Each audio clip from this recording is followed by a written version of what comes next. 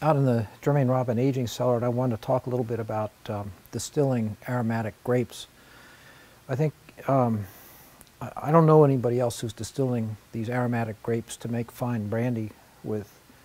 And you know, some of these don't have a great reputation.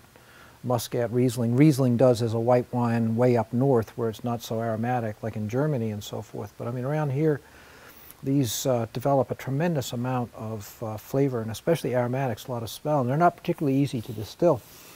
You know, the heads cuts vary quite a bit on each run, and we tend to take a little more heads on this than we would on some of our other things. Sometimes it's close to 40 liters, 35 to 40 liters, whereas on our sort of Pinot Noir and Colombard, it's closer to 30 or even less.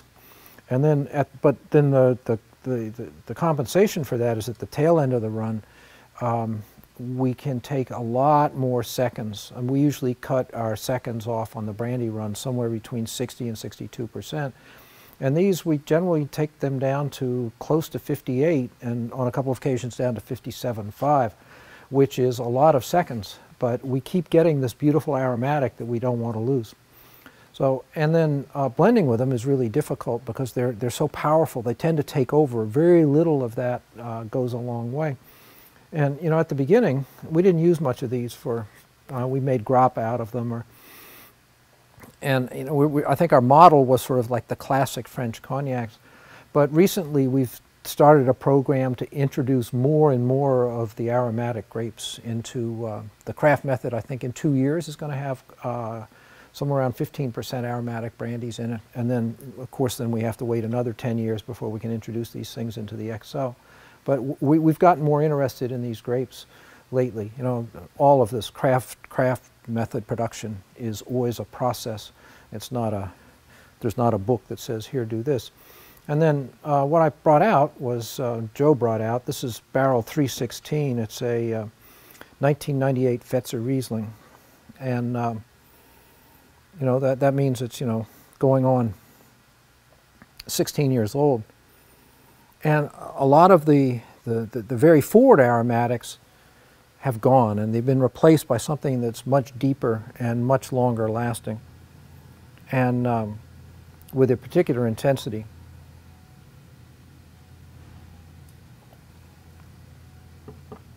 This is about 5% alcohol. Tends to be very forward. Tends to hit the roof of your mouth. Tends to have this, you know, this potency. But it's an incredible product. Long finish. This is a Muscat, and this is a, I'm sorry, this is a Viognier from Ravino, a fairly new winery, grapes, and this is from 2014. And so, of course, what you get is this very light, sort of like flowery aromatic, but very long lasting.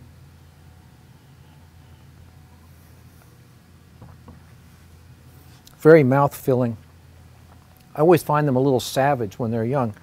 And then this is a 2011 Muscat that we got from Fetzer, and this is Lee's wine, so we're getting a little bit, you have to distill this a little bit differently. A little more, take a little more heads, because there's so much more present, because it's a Lee's wine, it's not a...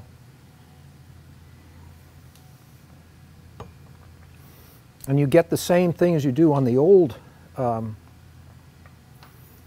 ones, but you know, after 3 years it started to settle down a little bit. And the fourth one here is, this is the kind of thing you can do when you're a craft method distiller.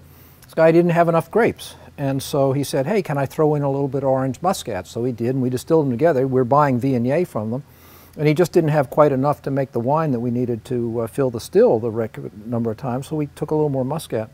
So, and we distilled them together, which is not a frequent thing for us. But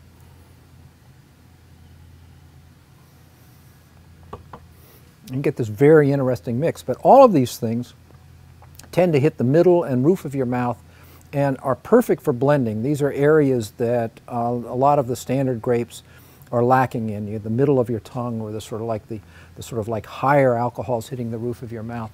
And but we play with these very, very carefully.